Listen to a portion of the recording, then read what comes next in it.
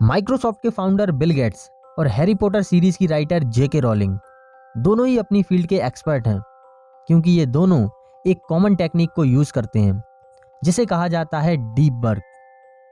Deep work बहुत ही मुश्किल और रेयर है, क्योंकि दुनिया में मैक्सिमम लोग शैलो वर्क को फॉलो करते हैं। शैलो वर्क के बारे में हम थोड़ी देर में जानेंगे, लेकिन उससे पहले जानते हैं कॉल न्यूपोर्ट की बुक डीप वर्क के बारे में। इस बुक में ऑथर ने कुछ ऐसे रूल्स और स्ट्रेटजीज के बारे में बताया है जिन्हें फॉलो करके आप भी अपनी प्रोडक्टिविटी को बढ़ा सकते हैं और अपने फोकस को 10% से 100% पर ले जा सकते हैं।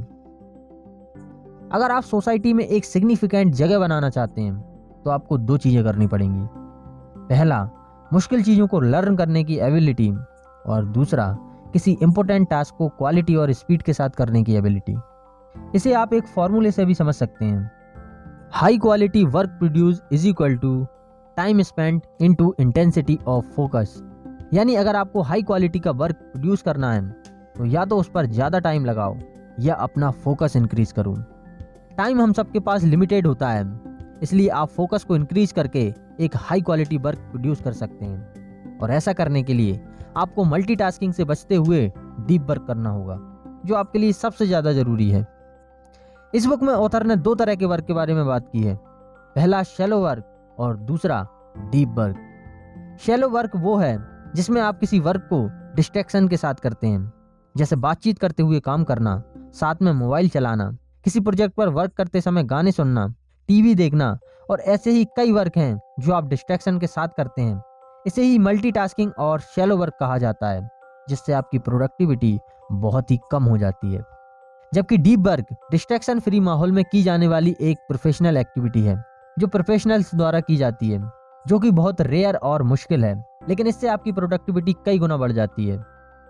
सोफी लॉरॉय, जो कि एक रिसर्चर हैं, वो ये प्रूव कर चुकी हैं कि अटेंशन रेजिड्यू नाम की भी एक चीज़ होती है, जिसमें अगर आप टास्क ए फिनिश किए बिना टास्क बी की तरफ मूव करते हैं तो आप दोनों पर ही अच्छा परफॉर्म नहीं कर पाएंगे, क्योंकि टास्क ए से टास्क बी पर स्विच करने पर 20 to 30% अटेंशन टास्क ए पर ही रह जाता है और सिर्फ 70 to 80% अटेंशन ही टास्क बी को मिलता है, जिस कारण आप अपना 100% नहीं दे पाते और आपकी प्रोडक्टिविटी बहुत ही कम हो जाती है।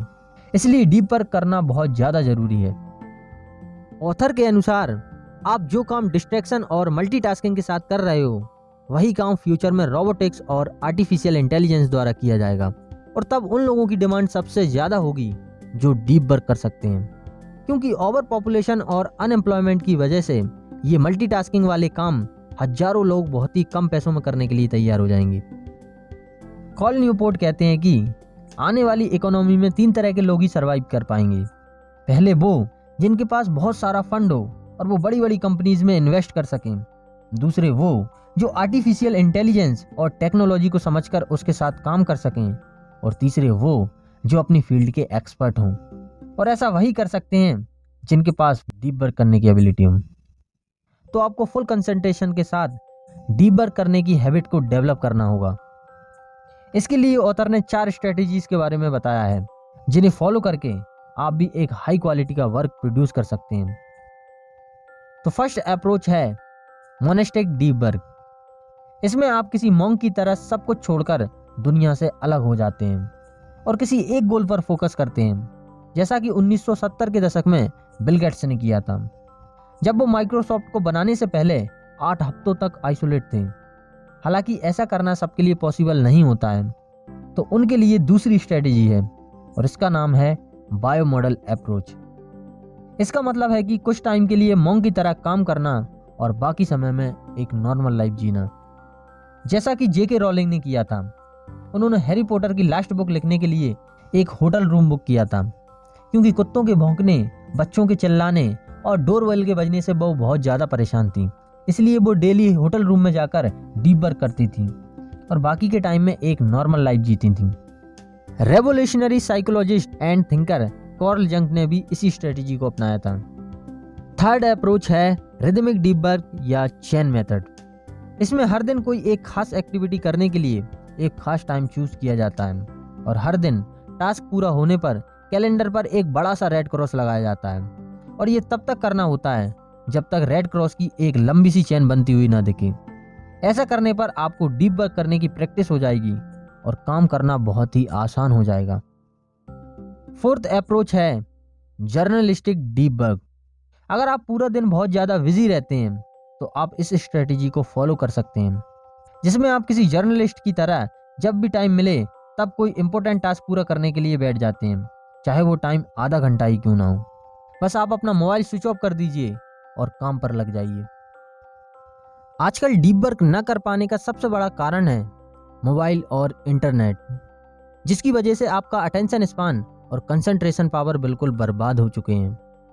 इस चीज़ से बचने के लिए माइक्रोसॉफ्ट के फाउंडर बिल गेट्स साल में 2 बार थिंक वीक मनाते हैं, जिसमें वो इंटरनेट और बाहरी दुनिया से पूरी तरह अलग होकर अपने क्रिएटिव आइडियाज़ पर सोचने का काम करते हैं और सिर्फ बुक्स को रीड करते हैं।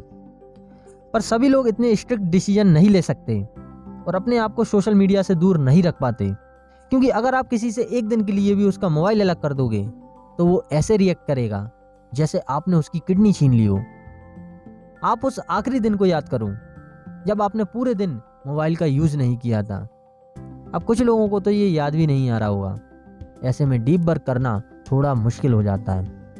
लेकिन रुको, अगर आप यहाँ तक वीडियो देख रहे हैं तो कॉन्ग्रेचुलेशंस, आप YouTube पर वीडियो देखने वाले 99% लोगों से ज़्यादा फोकस्ड हैं और आप डीप वर्क कर सकते हैं। तो आपके लिए एक सीक्रेट कमेंट कोड है #deepwork99, जो सिर्फ उन्हीं को पता होगा जिन्होंने वीडियो पूरा देखा है। तो अपने कमेंट के साथ लिखो #deepwork99। तो इन सब चीज़ों को सीखने के बाद आपके लिए डीप वर्क करना बहुत ही आसान हो जाएगा। बस आपको अपने स्मार्टफोन एडिक्शन को दूर करना होगा। लेकिन क्वेश्चन तो अब भी वही का वही है, स्मार्टफोन एडिक्शन को दूर करें तो करें कैसे? तो अब इसके बारे में जानना है तो राइट वाली वीडियो पर क्लिक करो, नहीं तो लेफ्ट वाली प्लेलिस्ट आपके बड़े काम की है। और भाई वीडियो को लाइक भी कर ही देना।